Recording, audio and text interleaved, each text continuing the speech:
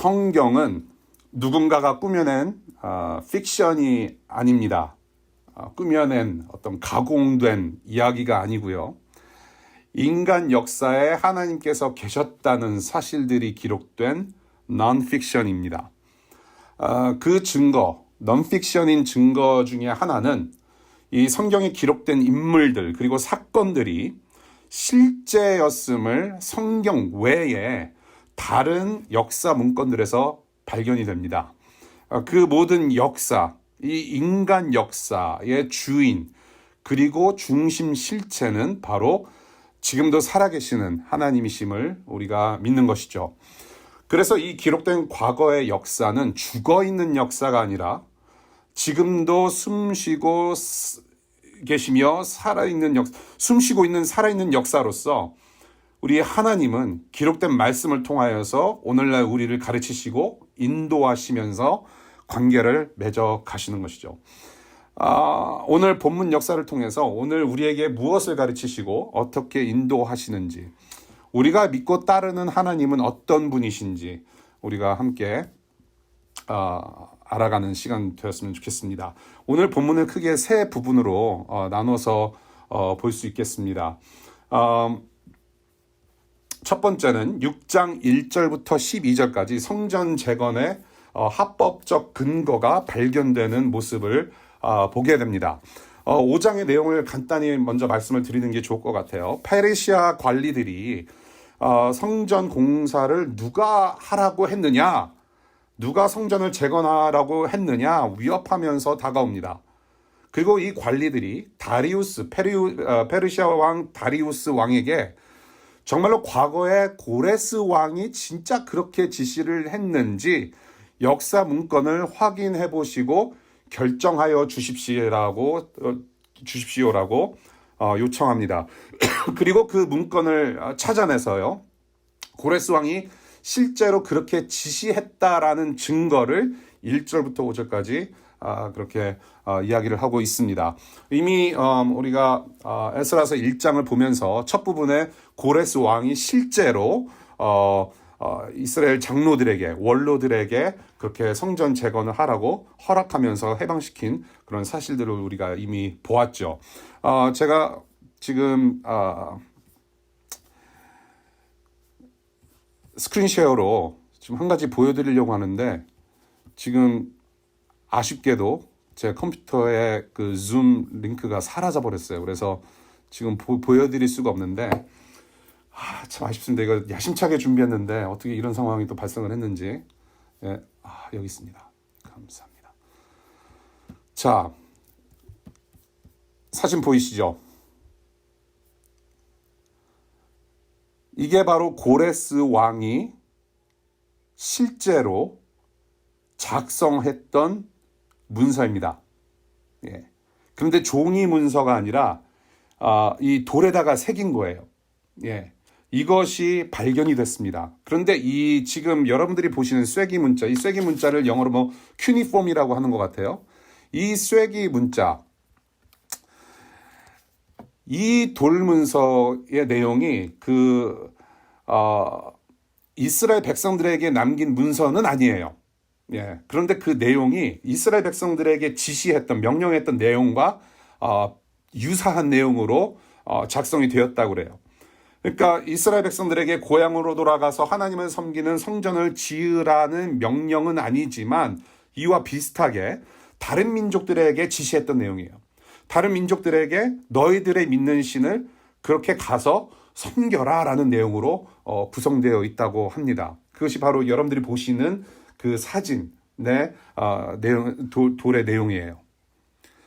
전에 말씀드렸듯이 이 고레스 왕이라는 사람이 여호와 하나님만을 섬기는 사람이 아니었다라고 말씀드렸어요. 예, 종교 다원주의자. 예, 그러니까 이방 신들도 다 인정하는 그런 사람이었다라고 제가 잠시 말씀드린 적이 있는데요. 주변 민족의 모든 신들을 인정하는 사람들로서 이렇게 이스라엘 백성들, 너희들도 가서 너희들이 믿는 하나님을 가서 섬기고 성전을 지으고 이제 니네 고향으로 돌아가라, 그런 명령이 있었다라는 것입니다. 그러한 합법적 근거가 발견이 되었다라고 오늘 성경 본문에서 이야기를 하고 있는 거예요. 예, 역사적 사실이 있었어요. 실제로. 그래서 이스라엘 백성들이 성전을 이렇게 재건할 때 이제는 이제 더 이상 딴지를 걸 수가 없게 된 것입니다. 예. 그리고 이어서 다리우스 왕의 반응을 6절부터 12절까지 보게 되는데요. 그 6절부터 12절까지 이 다리우스 왕이 무엇라고 이야기를 하냐면 성전 다시 짓게 하라. 그리고 아낌없이 지원도 하고 이제는 이 백성들을 대적하는 일도 없도록 해라 라고 명령하고 있어요. 합법적으로 근거가 있으니 합법적으로 그 일을 이룰 수 있도록 하여라 라고 명령합니다. 우리 10절과 12절을 볼게요. 그렇게 summary, 요약하는 내용이 10절과 12절에서 보여지는데요. 10절, 그래서 그들이 하늘의 하나님이 기뻐하시는 희생 제사를 드리게 하고 왕과 왕자들이 잘 살 수 있도록 기도하게 하여라. 12절, 어떤 왕이나 어떤 민족의 나의 칙령을 거역하여 이것을 고치거나 예루살렘 성전을 파괴하면 거기에 이름을 두신 하나님이 그들을 없애버릴 것이다. 이것은 나 다리우스의 명령이니 경들은 지체 없이 실시하여라 라고 명령하고 있어요. 예. 굉장히 믿음이 좋은 것 같아요. 야, 걔네 하나님이 너네 칠 거야 라고 얘기를 해요. 비록 하나님만을 섬기는 왕은 아니었으나 실제로 직접 나서서 성전 재건에 힘을 보태고 적대하는 모든 잘로부터 되레 하나님의 백성들을 보호해주는 세상 왕의 모습을 이 첫 부분에서 우리가 볼 수 있게 됩니다. 우리 두 번째 부분은 6장 13절부터 18절까지의 말씀이에요. 성전을 완공하고 그리고 성전을 하나님께 봉헌하는 내용으로 증거하고 있습니다. 이 다리우스 왕의 명령과 보호로 이제 성전 공사를 계속할 수 있게 됩니다. 선지자 학계 그리고 선지자 스가랴가 등장했죠. 이 두 선지자가 선포하는 하나님의 말씀 위에 모든 일들이 순조롭게 진행되면서 성전이 완공되는 모습을 봅니다. 그리고 하나님께 제물들을 바치면서 성전 봉헌식을 올려요. 그리고 모세 율법에 기록된 대로 성전을 섬기는 사람들을 세운다라고 증거하고 있습니다. 이 모든 일들이 어떻게 진행이 되었는지 14절에서 요약해서 우리가 볼 수 있는데요. 14절 우리 한번 보겠습니다. 학계 예언자와 이또의 아들 스가랴가 성전 공사를 격려하였다. 유다의 원로들은 계속하여 성전을 지었고 공사는 순조롭게 진행되었다. 그들은 이스라엘의 하나님의 명과 페르시아 왕 고레스와 다리우스와 아닥사스다의 칙령을 따라서 성전 짓는 일을 끝낼 수 있었다. 하나님, 이스라엘 하나님의 명령, 그리고 페르시아 왕들의 명령으로 성전 짓는 일을 끝낼 수 있었다라고 증언합니다. 하나님의 명령과 세상 왕들의 명령. 드디어 솔로몬 성전이 파괴된 지 70년, 약 70년, 72년 후에 성전이 완성이 돼요. 이렇게. 이스라엘 하나님의 명령과 세상 왕들의 명령을 통해서. 예레미야서 29장 10절에 예레미야 선지자가 이렇게 예언합니다. 나 주가 분명히 말한다. 너희가 바빌로니아에서 70년을 다 채우고 나면 내가 너희를 돌아보아 너희를 이곳으로 다시 데리고 오기로 한 나의 은혜로운 약속을 너희에게 그대로 이루어 주겠다라고 하나님의 말씀을 예레미야 선지자가 대언해요. 70년 후 70년이 다 채워지고 나면 다시 데리고 와서 나의 뜻을 이루겠다. 나의 은혜로운 약속을 너희에게 그대로 이루어 주겠다. 백성들아. 무엇입니까? 하나님의 명령이 있었고 세상 왕의 명령이 있었어요. 인간들의 의지와 인간들의 법까지도 사용하시는 전능하신 하나님의 그 언약과 하나님의 그 섭리 아래 하나님의 말씀대로 다 이루신다라는 것입니다. 그것을 오늘 본문에서 보게 되죠. 그리고 마지막으로 세 번째 6장 19절부터 22절까지 유월절이라는 절기를 지키는 이스라엘 백성들의 모습을 봅니다. 성전 봉헌 후에 유월절 그리고 무교절이라는 절기로 하나님을 예배하면서 축제해요.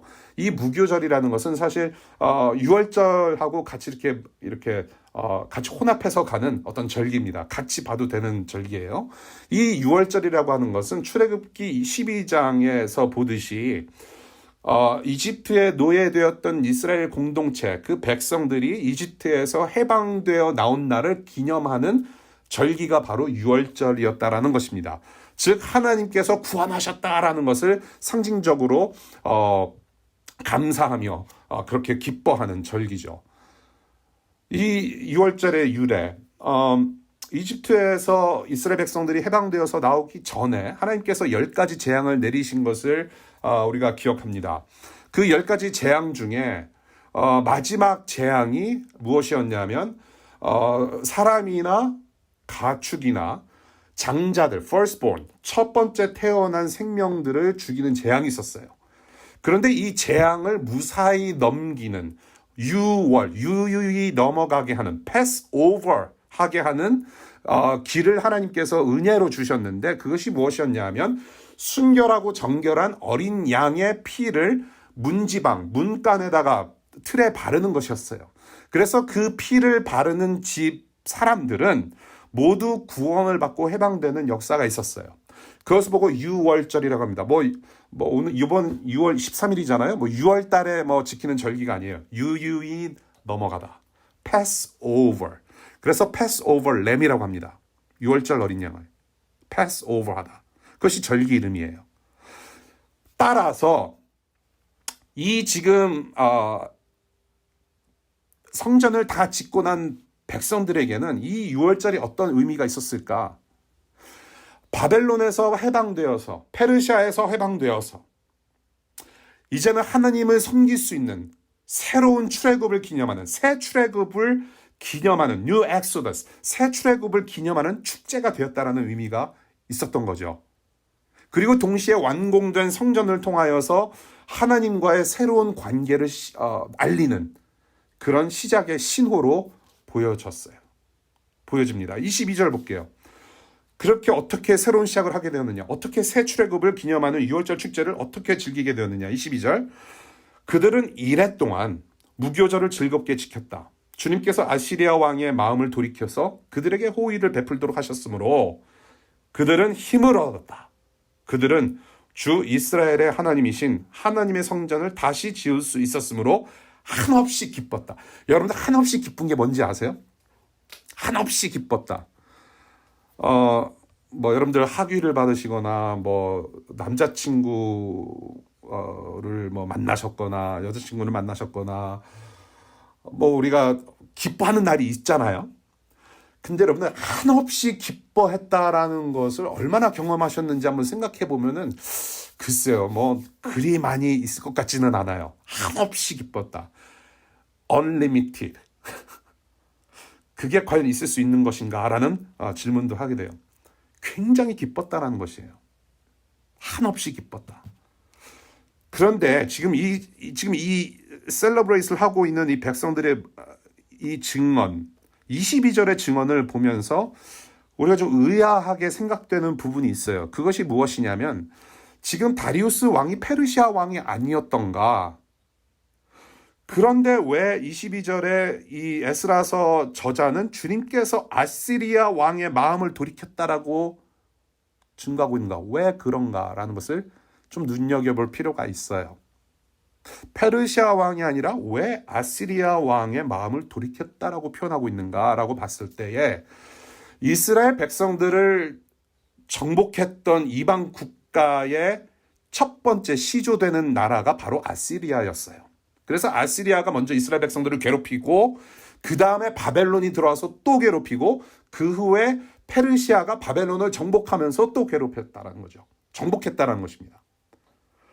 그러니까 이 지금 아시리아라는 시조, 이 지금 과거 이 아시리아로부터 지금 내려오고 있는 이 아주 힘들었던 과거를 청산하는 의미에서 동시에 새로운 시대가 열렸음을 알리는 어떤 상징이 되는 증언이라고 보는 것입니다. 아시리아 왕이라고 했던 이유는 과거를 청산하고 과거의 모든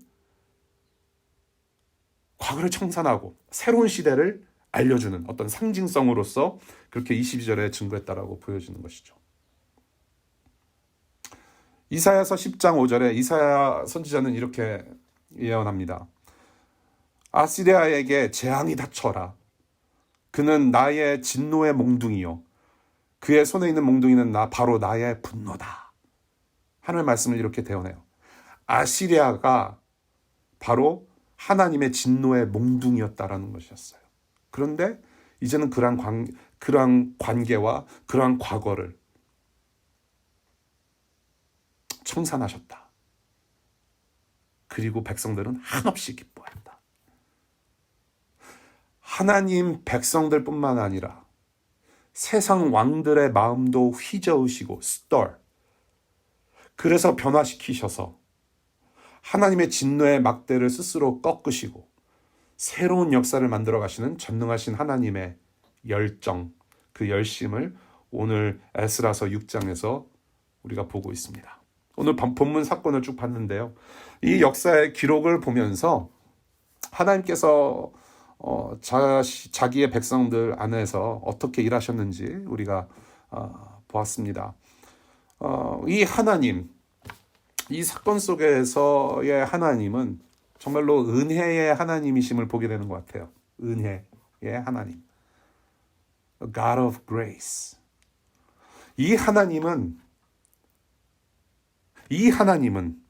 수천 년 전에 실제 역사 속에서 역사하셨던 이 하나님은 지금 저와 여러분들, 우리의 하나님이 되셔서 변함없이 지금도 이 순간에도 우리에게 은혜 베풀기를 쉬지 않으신다라는 생각이 들어요. 그런 하나님을 우리가 믿고 있습니다.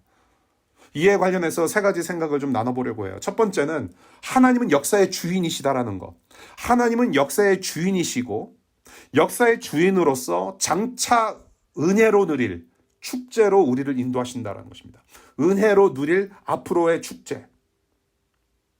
역사의 주인으로서 장래의 은혜를, 장래의 영광을 누릴 수 있도록 우리를 지금도 인도하신다는 것입니다. Future Grace라고 표현을 해요.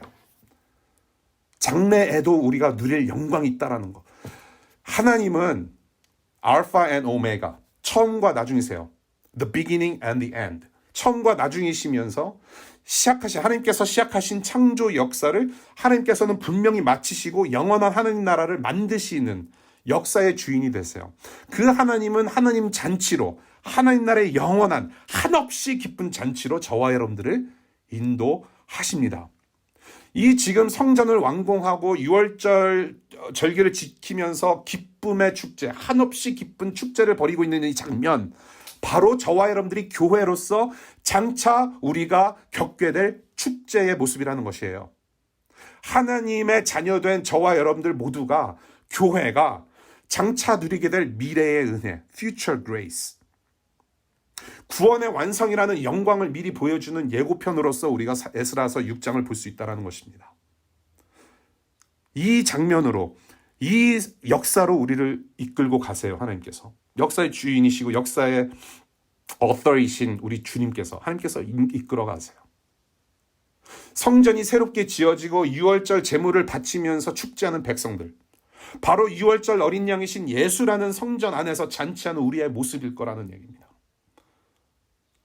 이 구원, 하나님께서 베푸신 구원은 때때로 절기마다 도살당하는 동물의 피가 아니라 이제는 단번에 드려진 예수라는 6월절 어린 양의 피로 가능한 구원인데, 그 피가 저와 여러분들의 영혼, 저와 여러분들의 마음에 적셔져서 이제는 죽음의 저주가 거두어지고 패스 오버 돼서 유월 돼서 영생하는 복을 누리게 됐다라는 것입니다. 그리고 영원한 잔치로 우리를 인도하세요. Come and let's celebrate eternally. 지금 우리가 그 길 선상에 있습니다, 여러분. 비록 세상에서 여러분들이 출근하거나 여러분들이 일상생활을 하시면서 이분 가정에서도 이게 세상 잔치의 유혹이 많아요. 세상의 가치관, 세상의 피라미드 안으로 들어오라. 세상 잔치 유혹에 대항하면서 우리가 싸워내야 할 싸움들이 있고, 육신적으로나 정신적으로나 정말로 쉽지 않은 인생길, 그러한 일상을 살아가지만은 우리 하나님께서는 모든 역사의 주인 되시기 때문에 다 이루실 거라는 거. 그래서 저와 여러분들은 불투명한 장래를 살아가는 것 같으나 분명한 장래가 보장되어 있다는 거, 우리가 명심하면 좋겠어요. 내 눈으로는 불투명한 내일을 살아가는 것 같지만은 우리에게는 확실한 영원, 확실한 하나님 나라, 종착역이 우리를 기다리고 있다는 거. 우리는 그곳을 향해서 이끌림 받고 있다는 사실. 예수께서 베푸시는 이 은혜의 복음에 여러분들 응답하시고 한없이 기쁜 그 축제의 길 위에 얼른 합류하시기를 축복합니다.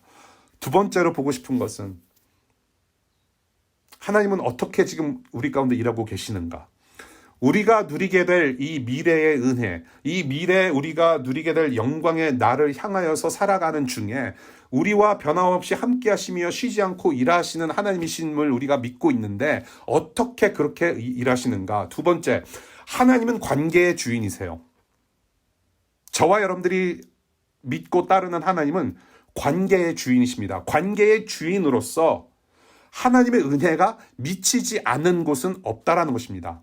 그것을 잠시 생각했으면 좋겠어요. 이 하나님의 은혜가 미치지 않는 곳이 없다라는 사실. 모든 역사를 주관하시는 하나님이시라면, 모든 역사를 주관하시는 주인이시라면 그 안에 역사를 이루어 가시는 과정 속에서도 은혜로 함께 하세요. 백성들에게 어떤 은혜를 베푸셨습니까? 자, 우리가 은혜라고 얘기할 때 은혜는 카리스, 선물이라는 뜻이에요. 여러분들이 제 눈을 보고 카리스마가 있구나 라고 가끔 이제 그렇게 느끼시잖아요. 카리스마 있는 눈빛. 예, 벌써 투 덤스업 들어옵니다. 예, 분위기 좋아요. 카리스마. 근데 여러분들이 저의 눈빛이나 배우들의 눈빛을 보면서 카리스마 있는 눈빛, 카리스마 있는 얼굴 그렇게 표현하잖아요. 이 카리스마라는 단어는 사실은 은혜라는 뜻이에요. 은혜, 선물이라는 뜻입니다. 은혜는 선물이에요. 카리스. 선물은 그냥 받는 거예요. 그냥 받는 거기 때문에 내가 디저브하고 내가 원하고 바라는 것이 아니었는데 일방적으로 받게 된 엄청난 선물을 카리스, 은혜라고 불러요. 은혜로 받는 거예요, 선물은. 은혜예요. 백성들에게 어떤 은혜를 베푸셨는지 우리가 성경 전체를 통하여서 두 가지로 우리가 은혜라는 것을 볼 수 있는데요. 첫 번째는 일반 은혜예요. General grace, common grace.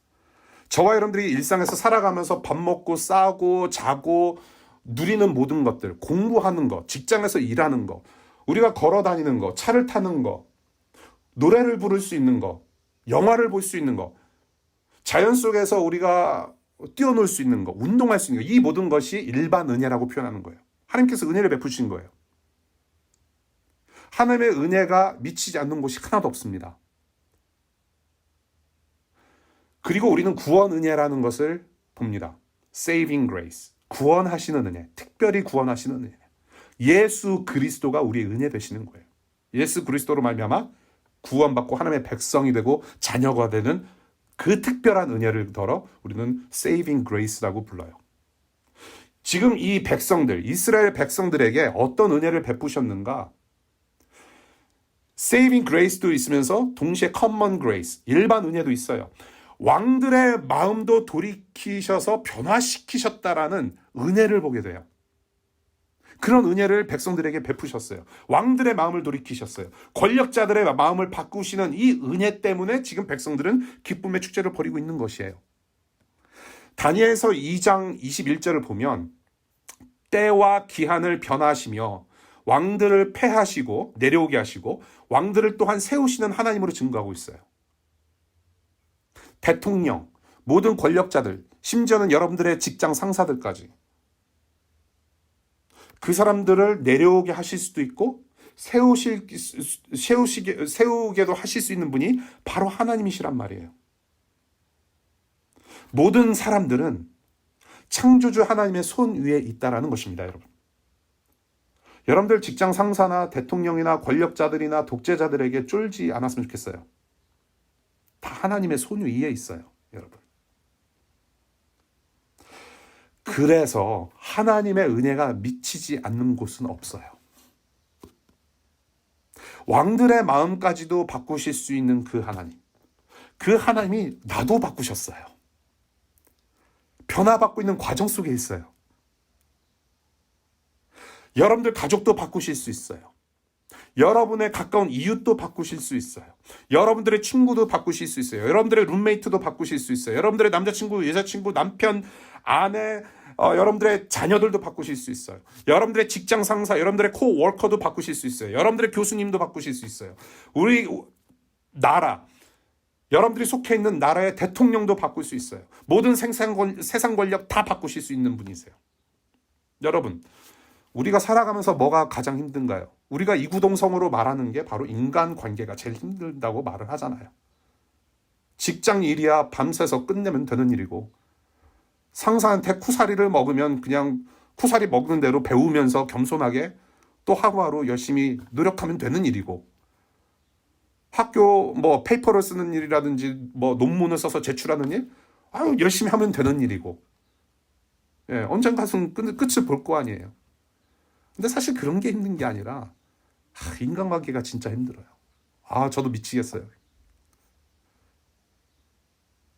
뭔가 싸움이 있어서가 아니라 사람들과 같이 지내면서 맞춰간다라는 것이 어찌나 그렇게 힘든지 뭐 저뿐만 아니라 여러분들도 잘 아실 거예요.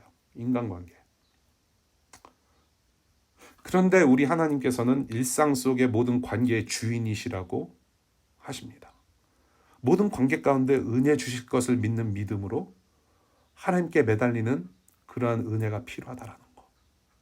관계의 중심이 계시기 때문에, 관계의 주인이시기 때문에 그 모든 인간관계 속에서 위아래 혹은 왼쪽 오른쪽 좌우로 상하 좌우로 하나님께서 모든 관계의 주인이시고 그 안에 가운데 계시기 때문에 은혜 주실 것을 믿는 믿음으로 매달릴 수 있는 그런 믿음의 백성들이 될 수 있기를 바라요. 때에 따라서 주시는 지혜와 때에 따라서 주시는 인내로 이 관계를 이겨나갈 수 있도록 우리 관계의 주인이신 하나님의 은혜를 계속 더 의존하는 저와 여러분들이 되었으면 좋겠다는 생각을 좀 해봅니다. 마지막으로 세 번째, 저와 여러분들의 생각, 우리의 마음을 돌이키는 은혜도 필요해요. 오늘 제목이 왕의 마음을 돌이켜, 하나님께서 왕의 마음을 돌이키셨어요. 근데 그 왕의 자리에 저와 여러분들을 좀 대입해서 봤으면 좋겠다는 생각이 들었어요. 우리의 마음이 돌이켜져야 돼요. 6월절 어린 양 예수 그리스도의 피로 우리가 새롭게 되었는데, 그렇게 새롭게 된 우리가 이제는 예수께서 우리의 주인이시고 하나님께서 우리의 아버지가 되시는 새로운 삶을 살고 있어요. 그런데 여전히 우리의 옛 습성을 따라 살기도 해요. 예수께서 우리의 주인 되십니다, 하나님께서 왕이 되십니다라고 고백을 하면서도 여전히 나의 삶의 어떠한 부분에서는 그 자리를 하나님과 우리 예수께, 구원자 되신 예수께 내어드리는 것이 아니라 여전히 내가 왕이 되고 여전히 내가 주인 되는 모습들이 있다는 것이죠. 왕의 마음을 돌이키신 그 하나님께서 저와 여러분들의 마음을 계속 돌이키셔서 더욱더 예수님을 닮도록 도우시는 그러한 은혜가 저와 여러분들한테 많이 필요한 것 같아요. 정말로요. 하나님의 은혜가 미치지 않는 곳이 없다라고 한다면, 그러한 믿음이 우리에게 있다면 우리도 그 은혜가 필요하고, 나를 돌이키는 은혜가 필요하고, 나를 돌이키시는 그 은혜 없이는 살 수 없음을 고백할 수밖에 없다는 것입니다. 저와 여러분들이 하나님의 은혜로 마음을 돌이켜야 하는 부분이 무엇일까요? 사실은 한 가지를 생각을 했는데, 이 한 가지를 생각해보다 보니까 겉면으로 우리 스스로에게 좀 도전해야 될 것이 두 개가 잡히는데요. 예, 앞으로 이제 지금부터 이제 1시간 동안 이제 계속 나아갑니다. 예. 우리가 좀 돌이켜야 될 부분이 무엇인가? 이 유월절이라고 하는 절기는요, 단순히 어린 양의 피를 문설주, 문틀에다가 바르는 데서 끝나지 않아요. 문설주에 그 어린 양을 잡아서 도살한 다음에 피를 바른 후에 아침 전까지, 새벽녘까지 무엇을 해야 하냐면 누룩빵과 그 도살한 고기를 다 먹어야 돼요. 하나도 남김없이. 빵과 잡은 고기를 아침이 되기 전까지 다 손으로 먹어야 돼요. 요리해서. 우리 한국 사람들은 정말 대단한 민족이에요. 여러분들, 이 말을 타고 다니면서 활을 쏘는 민족 그렇게 많지 않아요. 이 세상에. 예, 우리 고구려 민족의 피를, DNA를 타고났기 때문에, 예, 저 만주 벌판에서 말을 타면서 사냥하는 우리 민족의 어떤 정서가 있어서 그런지 몰라도 소를 잡으면 소 뼈까지 과서 먹는, 예, 예, 세상에 탕은 다 있어요. 우리 민족한테 탕탕탕, 설렁탕, 도가니탕, 무슨 탕, 무슨 육개장 탕탕탕, 예, 고기를 다 먹어야 돼요. 그런데 고기의 양이 엄청 많아요. 가정마다 소식하는 친구들도 있을 거예요. 어머님들, 저처럼 소식하는 사람들이 있을 거예요. 근데 그 고기를 다 먹으라는 명령이 있었어요. 하나님 명령. 그러면 그 고기를 어떻게 다 먹어야 할까요? 그 고기를 다 먹을 수 있는 방법은 한 가지밖에 생각이 안 나요. 옆집 이웃들을 초청하든지 주변 사람들을 초청해서 다 먹어버리는 거. 6월절 어린 양 예수 그리스도의 피는 이스라엘 백성들뿐만 아니라 모든 이방인들, 20세기의 다리우스 왕들과 페르시아 왕들과 온 세계 사람들, 모든 사람들까지 영원한 생명이라는 밥상 공동체로 초대하며 하나님의 은혜를 선포하신 것이 바로 어린 양 예수 그리스도, 6월절 어린 양 예수 그리스도께서 하신 일이에요. 밥상 공동체로 부르셨어요. 그것이 하나님의 은혜다. 바로 이것이 예수 그리스도의 몸된 교회, 저와 여러분들이 해야 할 일이고, 저와 여러분들, 교회가 마음을 돌이켜서 복음을 살아내야 하는 생활 방식이라는 것입니다. 그렇게 우리가 마음이 돌이켜졌으면 좋겠어요. 그래서 첫 번째 권면, 여러분들 일상에 대한 태도를 돌이키는 마음이 필요한 것 같아요. 저와 여러분들. 일상에 대한 태도, 여러분들의 attitude, 여러분들의 어떤 가정생활, 여러분들의 직장, 학교생활, 여러분들의 인간관계, 모든 생활, 24/7 life. 지금 이 본문에서 그려진 백성들, 지금 이 백성들은 눈으로 보기에는 비록 탄탄한 과정은 아니었어요. 예. 그런데 해야 할 일들을, 자신들이 해야 할 일들을 믿음으로 신실하게 순조롭게 잘 해냈습니다. 저와 여러분들이 맡은 일에 대해서 어떤 자세로 임하십니까? 어떤 자세로 줌을 키며 출근하세요? 어떤 자세로 우버를 잡고 메트로 타시면서 출근하십니까? 어떤 자세로 주방에 들어가십니까? 어떤 자세로 자녀를 기르며 어떤 자세로 공부하십니까?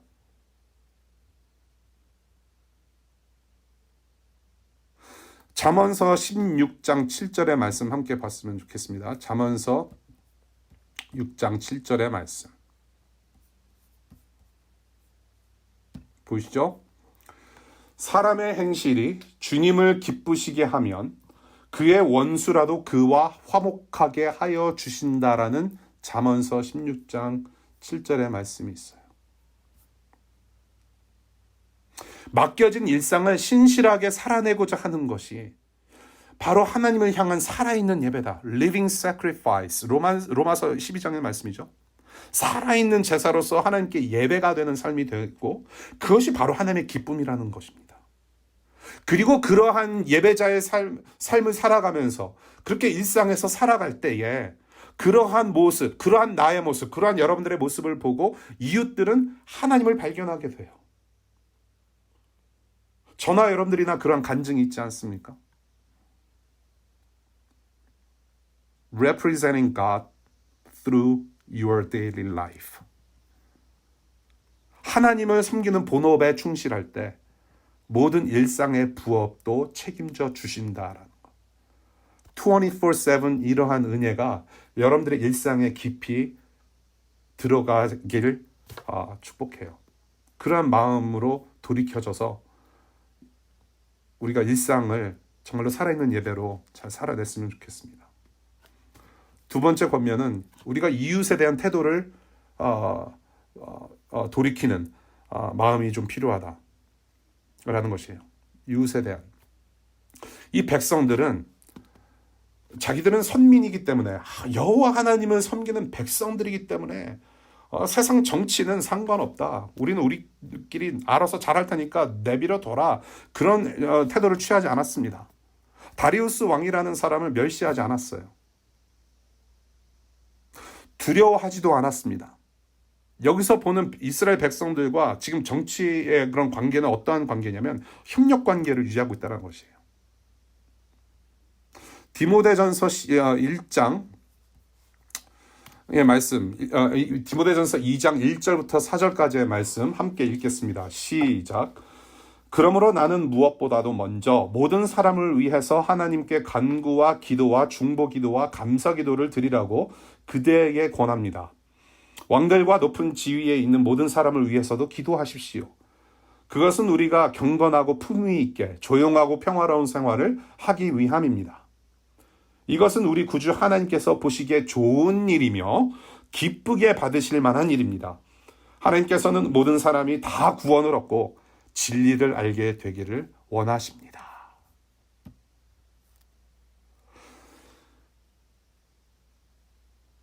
세속 정부, 관리들, 국회의원들, 여러분들의 상사들, 모든 권력자들을 위해서 기도하며 협력해야 할 것들은 기도하면서 우리가 협력해야 할 것들은 협력하며 선을 이루어가는 지혜와 노력이 필요하다는 것이죠.